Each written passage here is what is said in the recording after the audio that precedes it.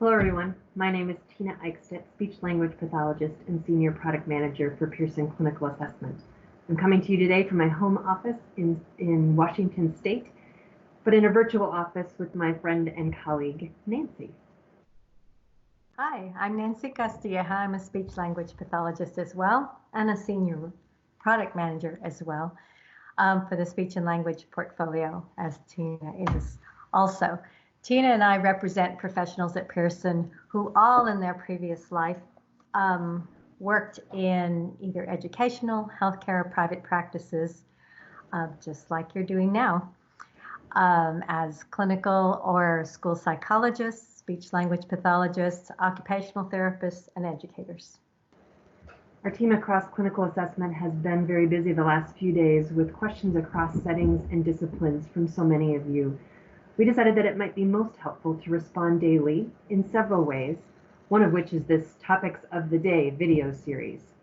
Nancy and I will host a daily, short, headlines type of video like this one we're doing right now, with key answers and information that we can offer to help. We certainly don't have all the answers, and we know this is all very, very fluid, but we'll do the best we can to support all of you who are doing so many things in new ways in the coming days and weeks and months. So that's the first topic of the day, this new daily video series. A second topic is more informational. We know that external guidance is changing very quickly. In case you haven't seen it, federal guidelines from the U.S. Department of Education, the Department of Health and Human Services, and the Office of Civil Rights have been tremendous in removing barriers and relaxing guidelines, whether it be for reimbursement for telepractice through Medicare or leniency in HIPAA guidelines. Those are just two examples. Your national professional associations are also making guidance statements as well.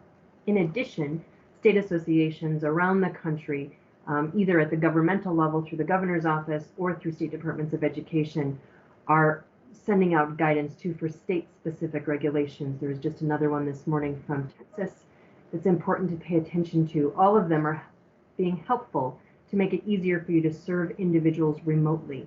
So we encourage you to watch those federal and state news feeds as closely as you can. So that's the second topic of the day, and Nancy has a very practical third topic of the day.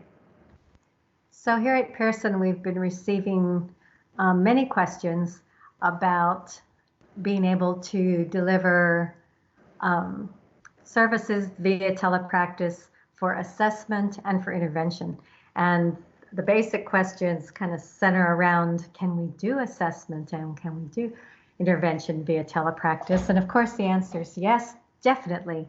Because of course, as you're aware, telepractice services have been provided for years. It's not a recent phenomenon, but we also know that for some of you, maybe you've been involved very little with that or used it only for contacting parents or sharing information with families or counseling rather than providing direct services for assessment and intervention.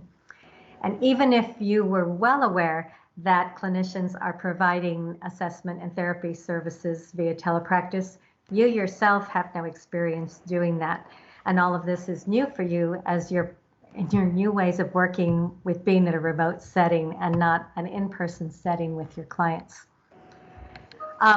A lot of the questions center around what exactly do I need to do? What do I need to learn? And how do I get started with telepractice? We'll do the best we can to give you both general guidelines and some specifics and resources so that you could get more in-depth information. But the first step we think would be easy for you to go to our landing page on our website at Pearson Assessments/telepractice.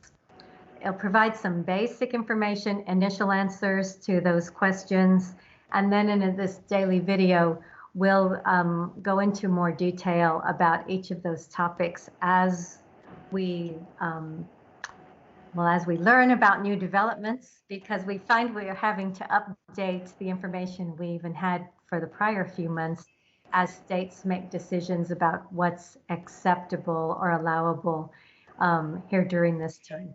So continue to check back with us for further updates.